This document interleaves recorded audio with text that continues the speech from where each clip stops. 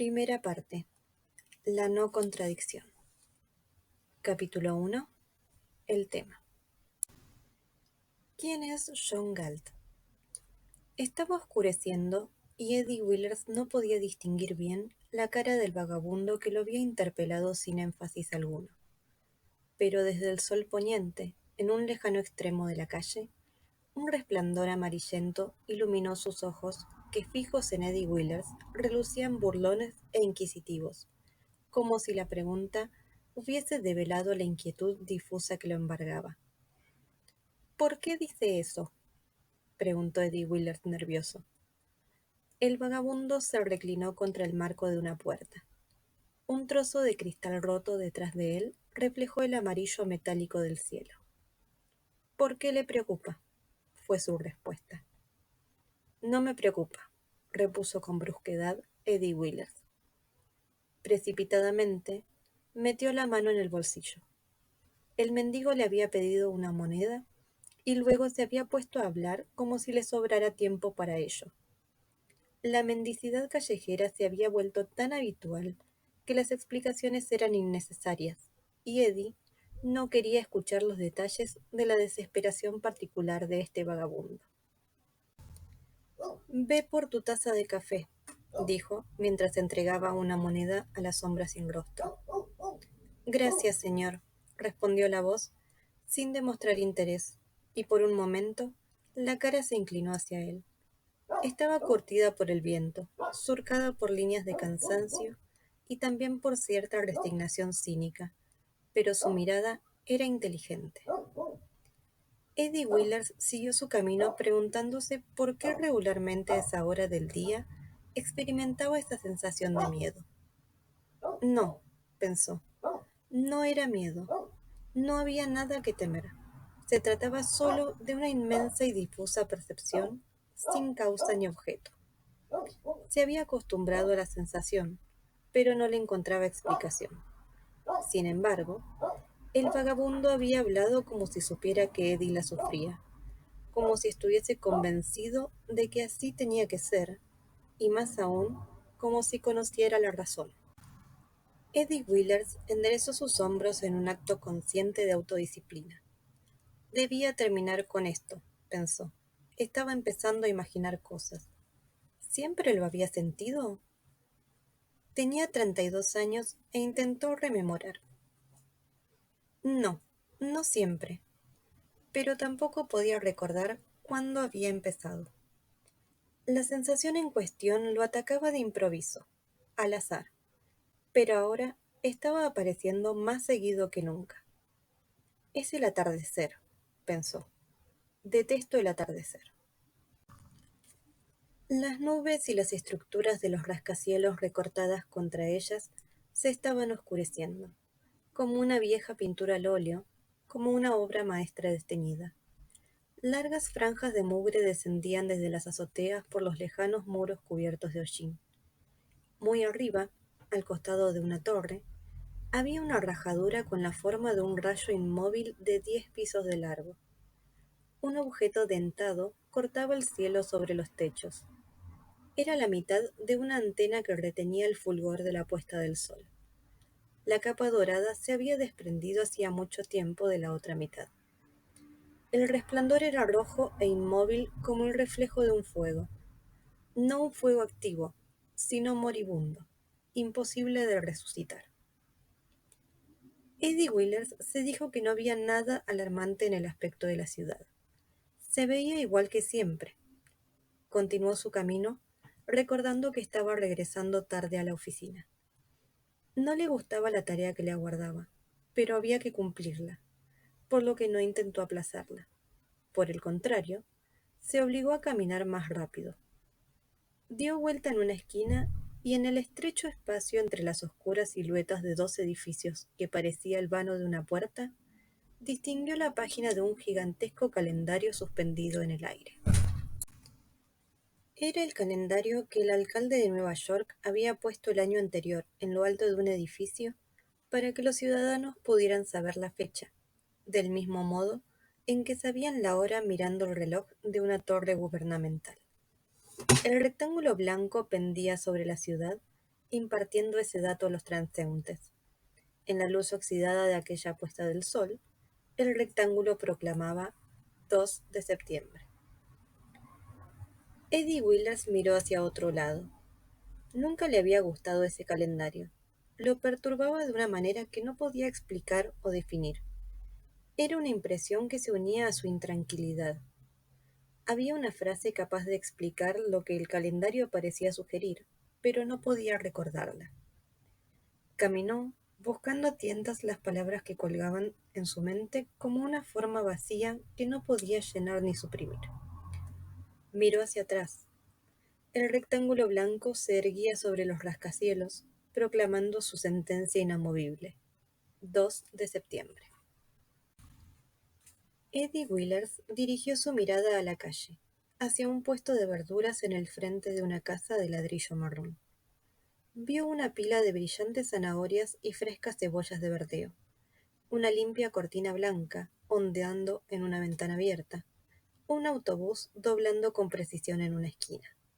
Se preguntó por qué se sentía reconfortado, y luego por qué experimentaba el repentino e inexplicable deseo de que todas aquellas cosas no permanecieran a la intemperie, sin protección, frente al espacio vacío de más arriba.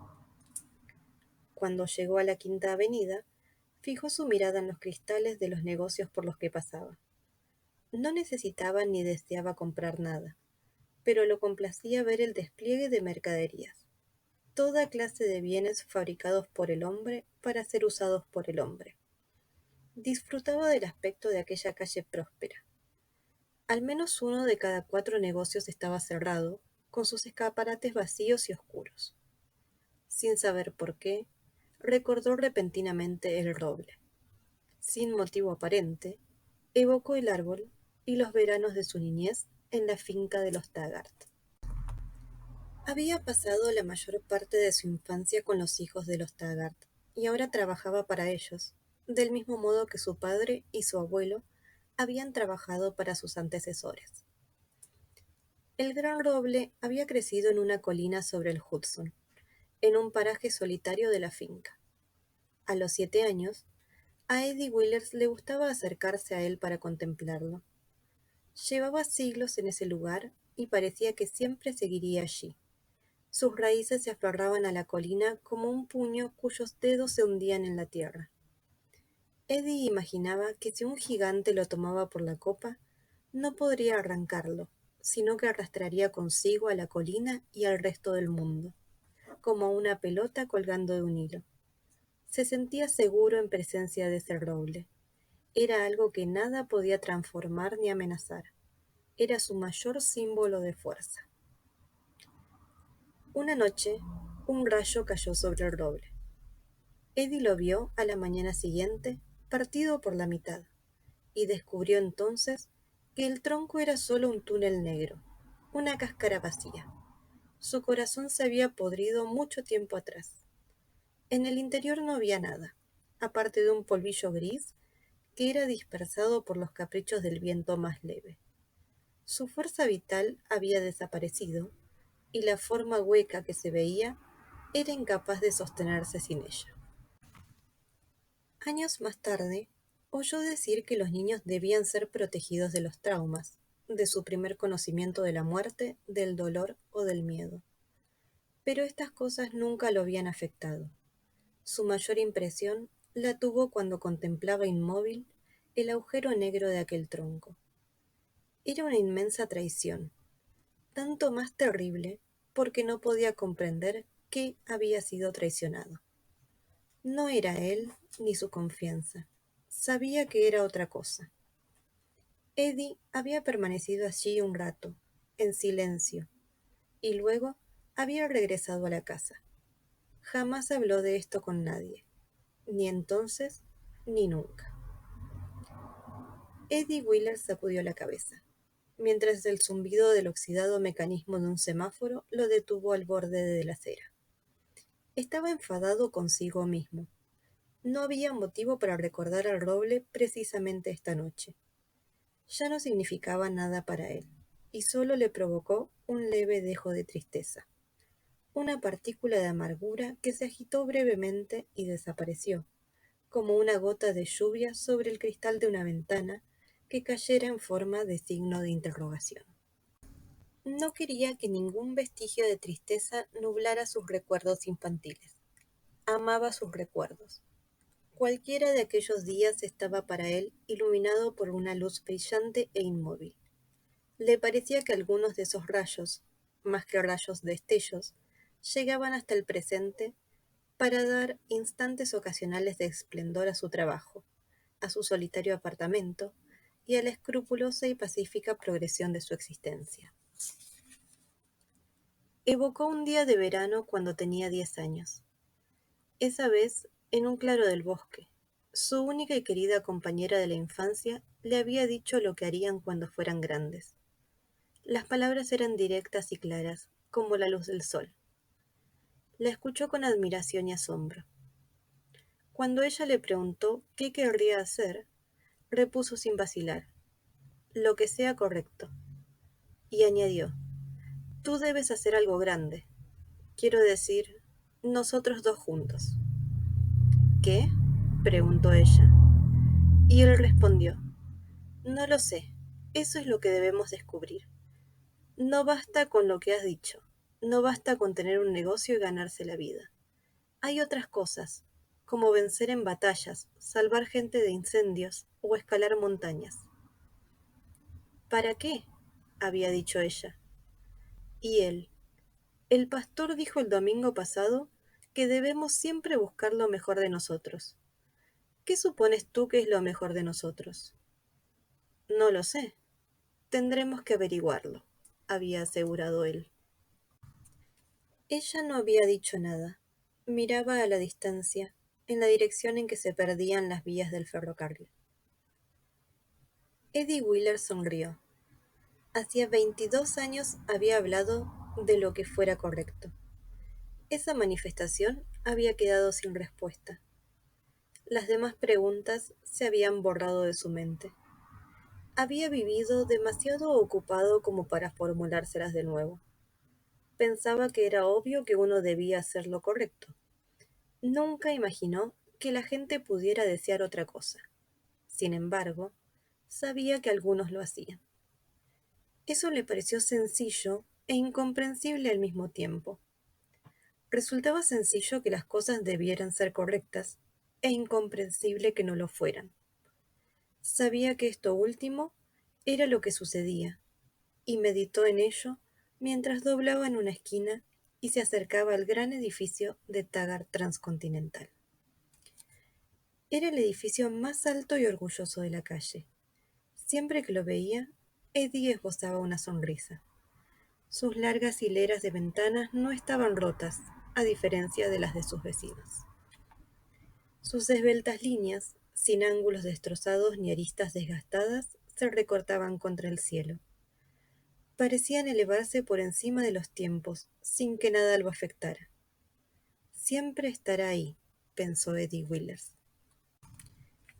Cada vez que entraba en el edificio Taggart, experimentaba una sensación de alivio y de seguridad. Era un lugar de eficiencia y poder. Los pisos de sus amplios vestíbulos eran espejos de mármol. Los fríos rectángulos de los artefactos eléctricos brillaban como piezas de luz sólida. Tras las mamparas de cristal, hileras de muchachas estaban sentadas ante sus máquinas de escribir y los teclados sonaban como las ruedas de un tren en plena marcha. A veces, como un eco, cierto débil estremecimiento recorría las paredes. Provenían del subsuelo, donde se abrían los túneles de la gran estación terminal. De allí salían los trenes para cruzar el continente, o se detenían luego de haberlo atravesado, tal como venía sucediendo generación tras generación. Taggart Transcontinental, se dijo Eddie Willers, de océano a océano. Aquel eslogan publicitario era para él tan contundente y sagrado como cualquier precepto de la Biblia.